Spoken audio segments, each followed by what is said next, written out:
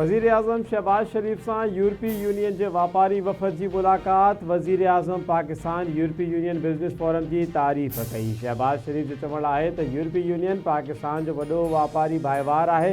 यूरोपी union Pakistani बरामदात की सब का वही मार्केट है। उम्मीद है बिज़नेस फोरम से वापारी और सीड़पकारी सहकार के हथी मिलंदी।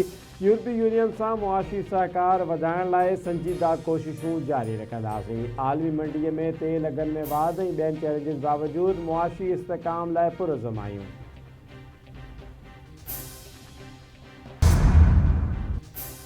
इस्लामाबाद हाई कोर्ट के जजिस की ट्रांसफर बाबत जुडिशल कमीशन जो इजलास जारी। जस्टिस मोहसिन अख्तर कियानी, जस्टिस बाबर सत्तार, जस्टिस समन रिफ़त इम्तियाज़ के नालन ते गौर, जस्टिस अरबाब मोहम्मद ताहिर और जस्टिस खादिम हुसैन सुब्रो जा नाला भी फ़हरिस्त में शामिल। जजिस की ट्रांसफर बाबत जुडिशल कमीशन के इजलास का अहम अग भराई सामू अची वही।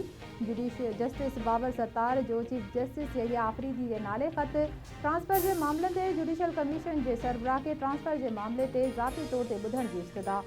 जस्टिस बाबर सत्तार पंहिंजे ख़त में मौक़िफ़ इख्तियार कयो आहे त आइन के आर्टिकल 200 तहत ट्रांसफर के मामले से फ़ैसिलो करण खां अॻु कमीशन के इजलास में केस ॿुधो वञे।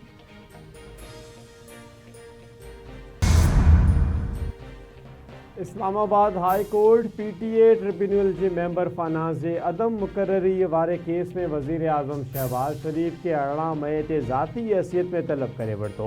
जस्टिस मोहसिन अख्तर कियानी वज़ीर आज़म के तलब कयो और रिमार्क ॾिना तो शहबाज शरीफ 18 मई ते ज़ाती हैसियत में पेश थी ॿुधाए तो ट्रिब्यूनल के मेंबर फनाज की मुकर्ररी छो नाहे थी सघी।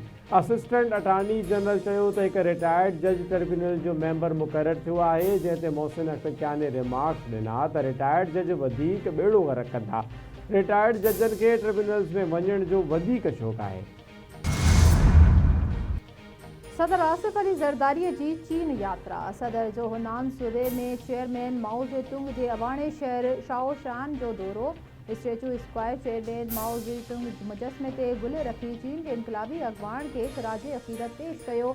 सदर जी आजिया सीनियर पार्टी अगवान ली जियांग और डायरेक्टर शाओशिन एडमिनिस्ट्रेशन ज़ांग शी हवाई कई। सदर के माओ जेतुंग के ज़िंदगी की जिदोजहद का आगाह किया वयो। बाद में सदर माओ जेतुंग मेमोरियल म्यूजियम जो दौरो कयो। सदर सां सेनेटर सलीम मांडीवाला, सिंध जो सीनियर वज़ीर शर्जील इनाम मेमण, वॾे वज़ीर जो सलाहकार कासिम नवीद कमर ऐं ॿिया गॾु हुआ। सदर जो चवण है तो तारीख़ी मागन जो तहफ़ुज़ जदीद चीन की जोड़ जक कंदड़ क़ुवत उनके समझण में मदद ॾिए थो। तारीख़ी मागन जो तहफ़ुज़ क़ौमी तरक्की में तारीख़ी शऊर की अहमियत के उजागर करे थो। पाकिस्तान लाइ $1 अरब 20 करोड़ जी ईंदड़ किस्त की मंजूरी लाइ अहम अग भराई। IMF के एग्जीक्यूटिव बोर्ड जो इजलास 8 मई ते तलब किया वो। तोसी फंड सहूलत प्रोग्राम तहत 3 इक़्तिसादी जायजे की मंजूरी जो इम्कान।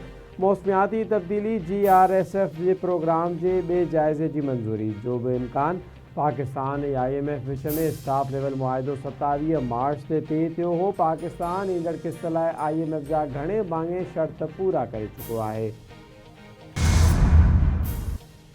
पाकिस्तान की मईशत बेहतरी तरफ वधी रही है। पायदार मुआशी इस्तेकाम तरफ असो सफ़र जारी है। मुआशी शोबे में स्ट्रक्चरल सुधारन से अमल करूँ पया। पायदार मुआशी तरक्की हासिल करण लाइ सुधारा आणतर हैं। नाणे वाले वज़ीर मोहम्मद औरंगजेब जो इस्लामाबाद में पाक यूरोपी यूनियन बिजनेस फोरम के खिताब। मोहम्मद औरंगजेब जो चवण है तो मार्च में करंट अकाउंट $1 अरब का मथे रहियो। GDP 4% रहण की उम्मीद है। रोशन डिजिटल अकाउंट एक बेहतरीन सिस्टम है। असां यूरो बॉन्ड की वापसी यकीनी बनाई। इतलात वारी वज़ारत कुनड़ हमलन बाबत अफ़गान तालिबान के बेबुनियाद प्रोपेगेंडा रद्द करे छॾी। इतलात वारी वज़ारत मूजिब अफ़गान ऐं भारतीय मीडिया पारां कुनड़ हमलन बाबत लाॻीतो प्रोपेगेंडा कई थी वञे। अफ़गान तालिबान वटि अवाम की भलाई के हवाले से कुछ भी नाहे। अफ़गान तालिबान हिंदुस्तानी प्रोपेगेंडा आकान का रुगो कूड़ ही सिखियो है।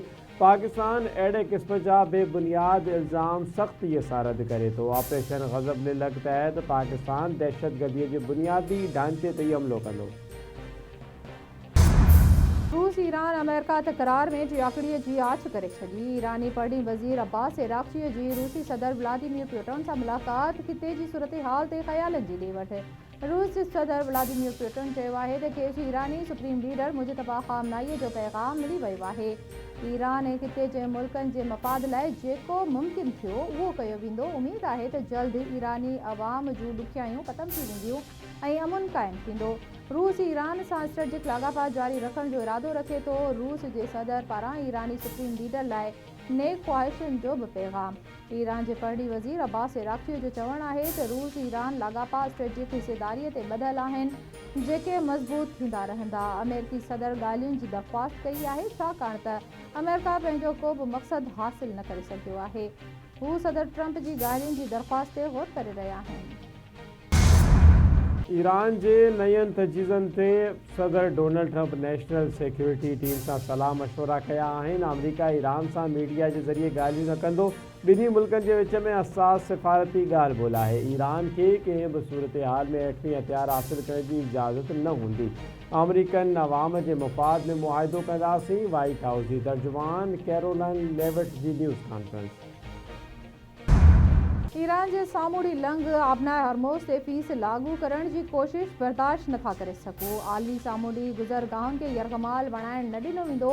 आबनाए हरमोज़ खुलियल हुअण जी ईरानी दावा हक़ीक़त जो बतड़ आहे।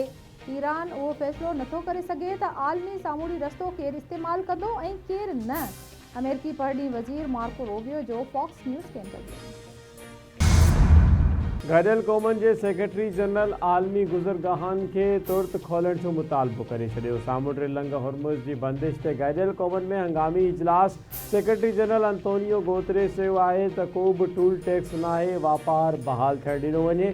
बहरान सबबि महांगाई वधी रही आहे। आलमी मईशत खे साह खणणु ॾियो। उम्मे रुबाब चांडियो जे वालिद ॾाॾे ऐं चाचे जे क़त्ल केस में मातहत अदालतुनि जो फ़ैसिलो सिंध हाई कोर्ट में चयल आहिनि। उम्मे रुबाब पंहिंजे वकील सलाउद्दीन पंवर सां गॾु सिंध हाई कोर्ट पहुती। अपील दाख़िल सिंध हाई कोर्ट क़त्ल केस में दाख़िल अपील ॿुधणीअ लाइ मंज़ूर करे वरिती। उम्मे रुबाब चांडियो जो चवणु आहे त इनशाअल्लाह असांजी अपील हाणे कराचीअ में ॿुधी वेंदी। कराची सलाउद्दीन पंवर जो चयो आहे त हीउ सॼी सिंध जे मज़लूम तबिके जो केस आहे। दादूअ जी अदालत उम्मे रुबाब चांडियो जे 3 घर वातियुनि जे क़त्ल केस में नामज़द सभिनी जवाबदारनि खे बरी करे छॾियो हो। इंडोनेशिया जे गादी वारे शहर जकार्ता वेझो 2 रेलगाॾियूं टकराइजी वयूं। 14 ॼणा फोत, 85 खां वधीक ज़ख़्मी। इस्पताल मुंतक़िल। अख़्तियारनि मूजिबि हिक ट्रेन में 240 माण्हू सवार हुआ जेके महफ़ूज़ रहिया। हादसे जो शिकार ॿी ट्रेन जे मुसाफ़िरनि खे रेस्क्यू कयो पियो वञे। टंडो अलायार में मंशात विकिरो कंदड़नि जे सहूलियतकारीअ जे इल्ज़ाम 2 इंस्पेक्टर ऐं 19 अहलकार मुअतल। DIG हैदराबाद जे हुकुम ते SSP टंडो अलायार अहलकारनि ख़िलाफ़ कार्रवाई कई। मुअतल थियल इंस्पेक्टर्स में SHO बुग़ैरा शरीफ़, अलण अब्बासी ऐं महबूब पहोर शामिल। अलाडिनो, जमील ख़ानज़ादो, शमशाद शाह, खुरम ख़ानज़ादो, इरफान कालरो, शाहिद जदी ऐं शकील लगारी बि मुअतल। अहलकारनि में फज़िल नारेजो, रहीम लगारी, नवीद अली, मुख्तियार बलोच, लालू मरी ऐं शाहनवाज़ सांद बि शामिल। कराची जे इलाइक़े औरंगी टाउन में रेंजर्स जी कार्रवाई। फौरी स्पीड क्राइम में मुलविस 5 जवाबदार गिरफ़्तार। रेंजर्स मूजिबि गिरफ़्तार जवाबदारनि जे कब्ज़े मां 3 मोबाइल फ़ोन ऐं रोक रक़म हथ कई वई आहे। जवाबदारनि 3 सालनि अंदरि 200 खां मथे मोटरसाइकिलूं ऐं 300 खां मथे मोबाइल फ़ोन फुर कया। गिरफ़्तार जवाबदारनि 50 लख खां मथे रक़म फुर करण जो बि एतराफ़ करे वरितो आहे। फुर मुज़ाहिमत अब्दुल वहीद ऐं ज़हूर जी फायरिंग में औरत ऐं हिक वापारी मारिजी विया हुआ।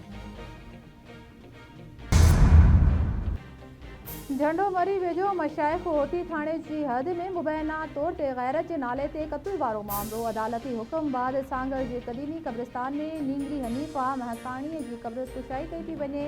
मशाइख़ होती थाणे जी सरकारी फ़रियाद ते नींगरीअ जे वालिद मक़बूल महकाणीअ जी केस दाख़िल। पुलिस पारां क़ब्र कुशाईअ लाइ सांगर जी अदालत में दरख़्वास्त दाख़िल कराई वई।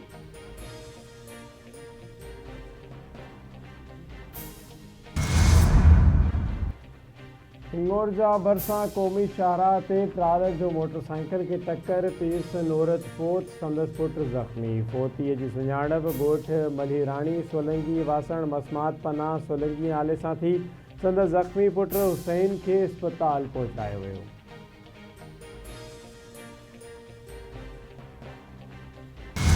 लियारी जो हक़ीक़ी इमेज पेश कंदड़ फिल्म मेरा लियारी जो ट्रेलर जारी। सिंध जे इतलात खाते जी फिल्म में ड्रामा प्रोडक्शन बोर्ड जी पहिरीं प्रोजेक्ट जो ट्रेलर जारी। फिल्म में लियारी जी असली समाज ऐं ज़िंदगीअ खे ॾेखारियो वियो आहे। फिल्म में छोकिरियुनि जी फुटबॉल वारी सेगमेंट खे फोकस कयो वियो आहे। ऐं सिंध जे गादी वारे शहर कराची समेत सॼे सूबे में सख़्त गर्मी बाबति अलर्ट जारी। हेठियूं जे ख़दशो सिंध जे अक्सर इलाइक़नि में ईंदड़ 5 ॾींहंनि दौरान मौसम गरम ऐं ख़ुशि रहण जी अटकत थी। गर्मी वधि 4 खां 6 डिग्री सेंटीग्रेड वधीक रहण जो इम्कान। मौसमियात खाते मूजिबि अॼु खां 3 मई ताईं सूबे में गर्मीअ जी लहर जी शिदत इख्तियार करे सघे थी। जामशोरो, दादू, शहीद बेनज़ीराबाद, कशबोर, घोटकी ऐं सांगड़ में सख़्त गर्मी थींदी। खैबर, नजरो फेरोज़, सखर, जैकबाद में लाड़काने में भी गर्मी पद मामूल खां वधीक हूंदो। कराचीअ में गर्मी पद वधि में वधि 34 खां 36 सेंटीग्रेड रही सघे थो।